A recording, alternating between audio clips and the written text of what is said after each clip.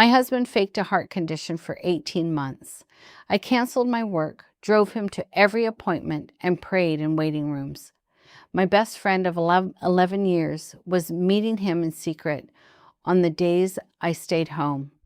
My name is Noelle Wilson. I'm 71 years old, and I live in Savannah, Georgia, in the same brick house I've had for decades, magnolia trees out front, a garden in the back that I neglected for a long time, and have only recently started to get back. For 42 years, I was married to Robert Wilson. I loved him since I was 27. That's not nothing. I want to be clear about that before anything else. 42 years is most of a life, and I gave mine to it without reservation. We had no children. That was a decision we made together early on. I used to think it had made us closer. Just the two of us all those years. I ran my own CPA firm for nearly 30 years before I retired at 65. Robert worked in commercial insurance. He had a habit of leaving his reading glasses on top of the refrigerator every morning and then spending 10 minutes searching for them like they'd grown legs. 42 years, same thing, same spot. I don't know why I remember that before almost anything else. Quiet life. Ordinary in the ways that matter. I was wrong about more than I knew. Have you ever looked back at a long stretch of your life and realized the story you were telling yourself was missing a few pages?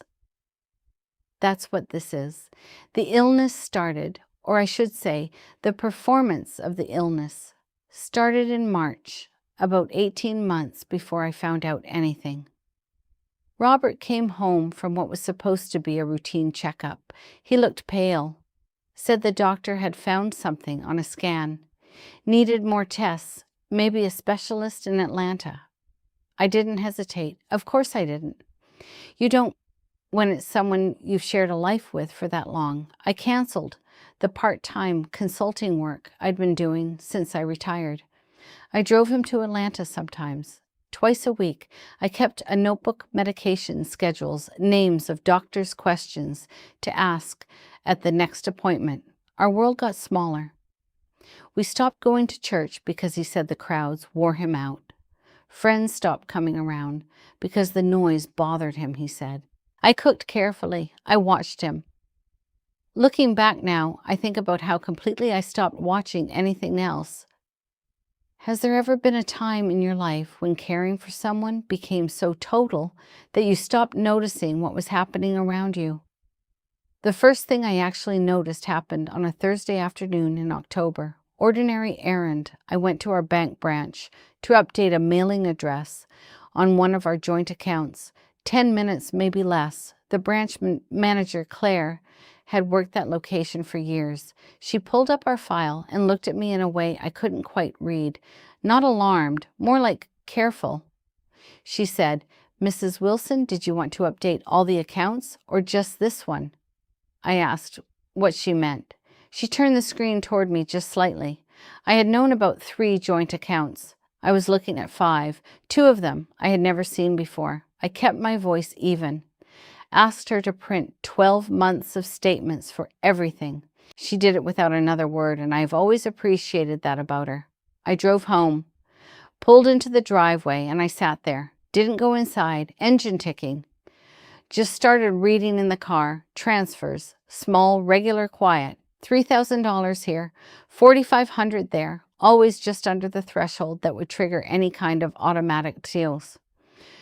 Moving from our main joint savings into one of the accounts I didn't recognize, going back at least 14 months, which was almost exactly when Robert's illness had started. I was a CPA for 30 years. I know what intentional money movement looks like. This wasn't an oversight. This was a structure. I wonder sometimes if Claire hadn't turned that screen toward me that day, how long would this have gone on? That evening, I said nothing at dinner. I sat across from Robert and watched him eat his meal, laugh at something on television, take his medication with that careful, practiced routine of his. I looked at his face for a long time. I was trying to find the illness there. I wasn't sure anymore that I could. 2 days later, while he was at an appointment, I decided not to drive him too. I went to the filing cabinet in the home office.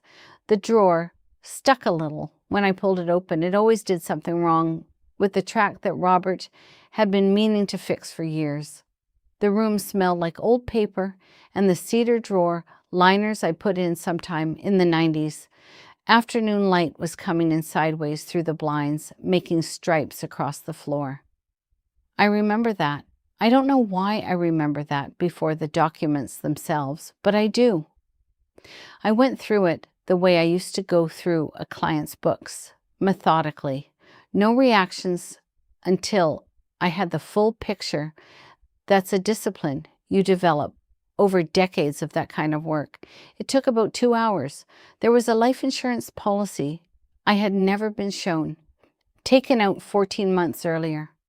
On my life, $400,000 with Robert as the sole beneficiary. There was a letter from a financial advisory firm in Atlanta addressed to Robert only about a rollover of retirement assets into an individual account. Our joint retirement account had held around $600,000 the last time I had looked at it. I sat there trying to remember when that had been, and I couldn't. And then folded behind the retirement papers, flat against the back of the drawer, like it had slipped, and nobody bothered to pick it up, a printed email chain between Robert and a woman named Sandra Pratt. I had known Sandra Pratt for 11 years. We'd met at our church, became friends over gardening and a kind of dry humor that most people around us didn't quite get. Lunched together at least twice a month for nearly a decade. She had sat with me in the waiting room in Atlanta the previous February, holding my hand, telling me everything was going to be fine while Robert was in with the cardiologist. The emails went back 19 months. If you had been in that room holding those pages, what do you think you would have done first? I read every one of those emails, sitting on the floor with my back against the filing cabinet. I did not cry. I want to say something honest about that. It wasn't strength. The shock was just too large. It hadn't found a way through me yet. I read them like I used to read financial documents, looking for the structure underneath, following what was being built. What was being built was a life, Robert and Sandra's life. The plan was not complicated. Robert would keep managing the finances, keep moving assets slowly into accounts I didn't watch. When he had moved enough, he would file for divorce. He would arrive as the spouse with resources. I would arrive with accounts that had been hollowed out over nearly 2 years. Sandra's part, as best I could read it, was to keep me calm, to be my closest friend during the period when I was the most isolated and the most scared, to keep things smooth on her end. That was the phrase they used. I sat on that floor for a while. I don't know exactly how long. Then I got up, put every single document back exactly the way I'd found it, closed the cabinet, and went to make dinner. So, I want to ask you something. Do you think you could have done that? Put it all back, walked to the kitchen, made dinner. That night after Robert fell asleep, I called Ruth Sanderson. We had worked alongside each other for 12 years before we both retired. She'd spent the last decade doing forensic accounting for a law firm here in Savannah. Good woman, sharp. She knew the sound of my voice well enough to know this wasn't a casual call. I told her I needed a name. Family law, financial fraud, someone who was good and didn't talk. She gave me Margaret Osey. I met Margaret the following Tuesday.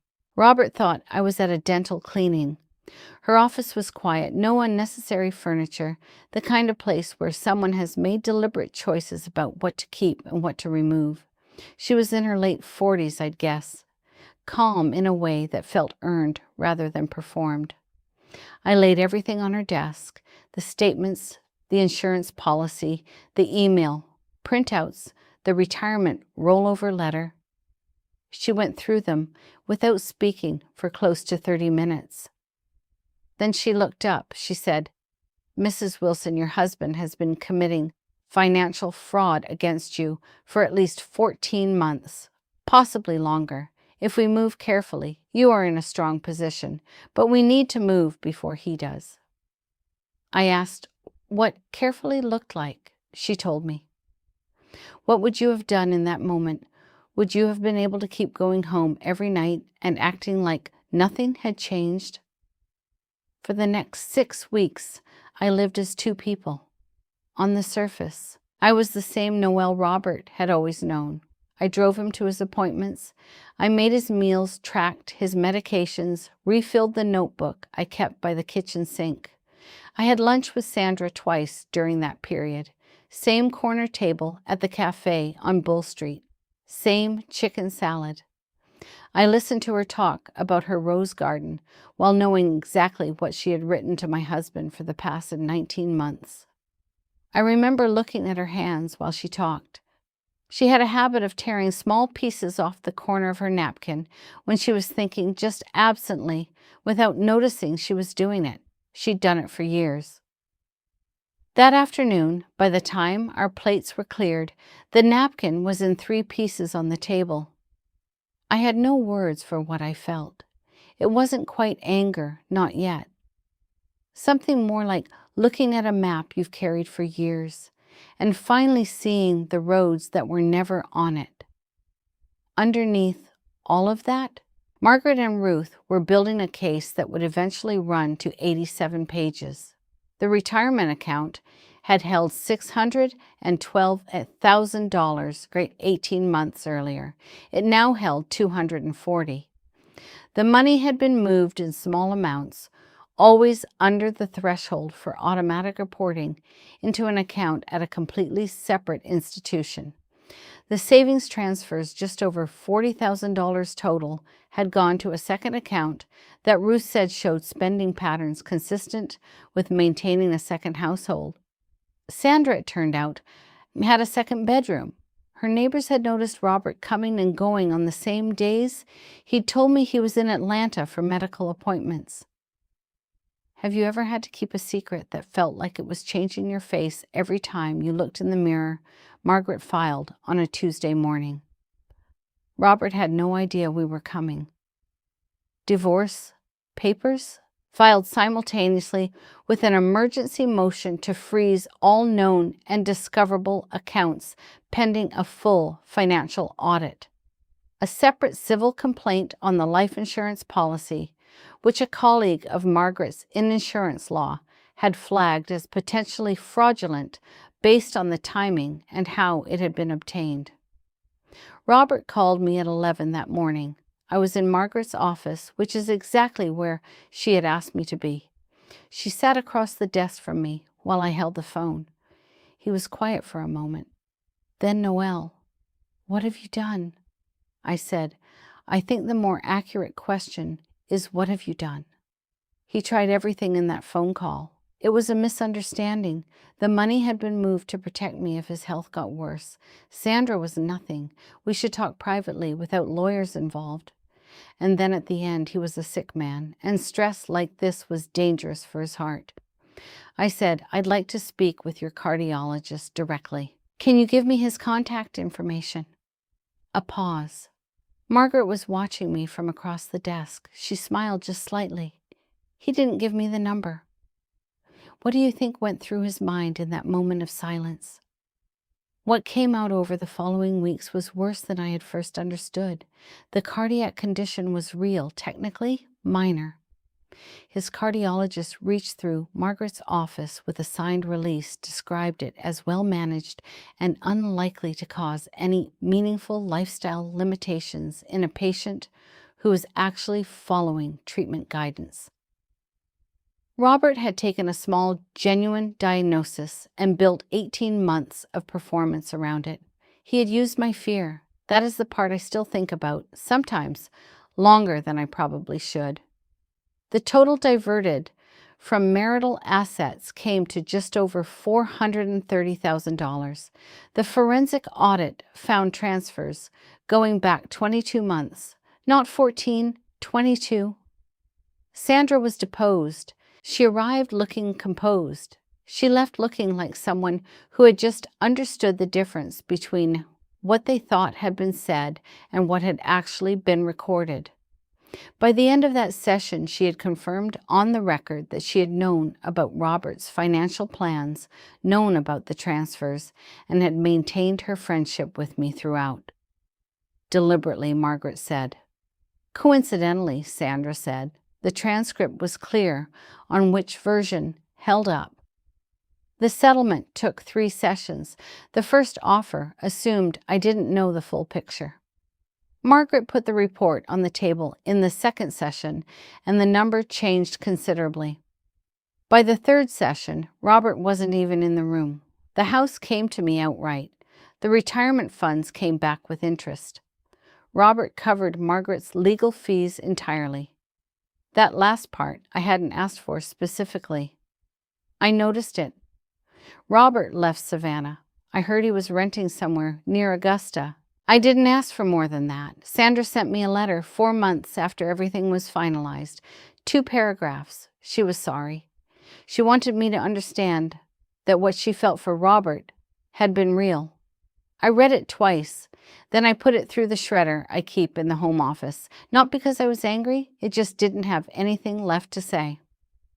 When you hear what Robert and Sandra did, what's the first word that comes to mind? The garden. I had let it go almost completely during those 18 months.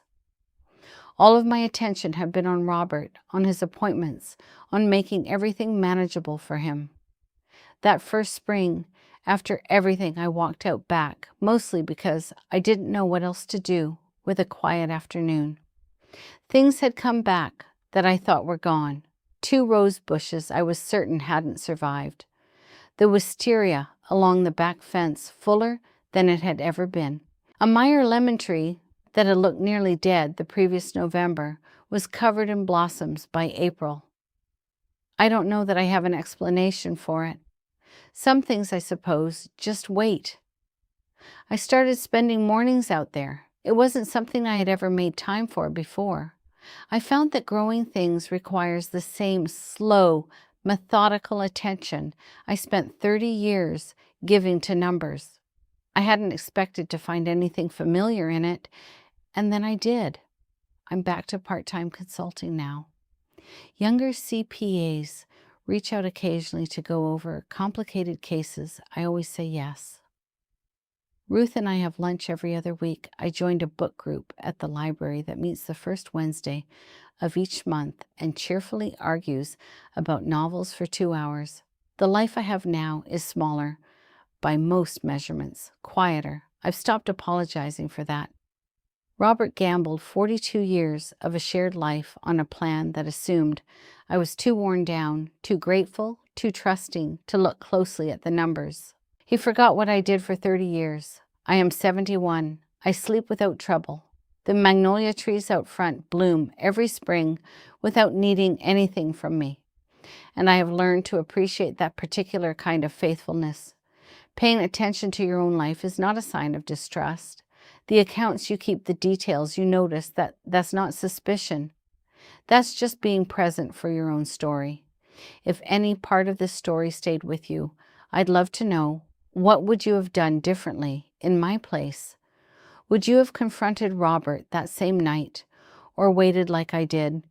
And if you've been listening to stories like mine for a while now, there's one more, just below this one, that I think you'll want to hear. It starts a little like this one. It ends very differently. I am Noelle Wilson, and I am still here